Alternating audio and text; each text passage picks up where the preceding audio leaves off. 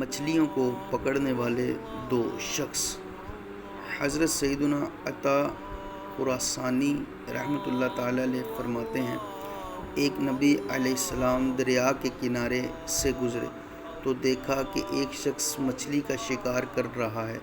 اس نے بسم اللہ یعنی اللہ کے نام سے شروع کرتا ہوں کہہ کر دریا میں جال پھینکا، لیکن کوئی مچھلی نہ آئی۔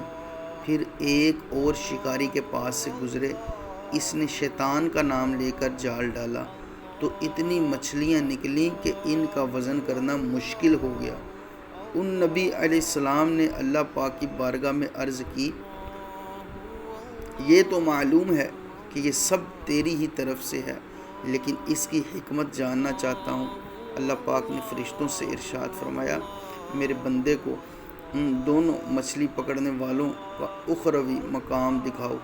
جب انہوں نے بسم اللہ پڑھ کر جال ڈالنے والے کو ملنے والی آخرت کی عزت و عظمت اور شیطان کا نام لے کر جال ڈالنے والے کو ملنے والی آخرت کی رسوائی اور ذلت ملاحظہ فرمائی تو عرض گزار ہوئے، اے اللہ پاک میں راضی ہوں۔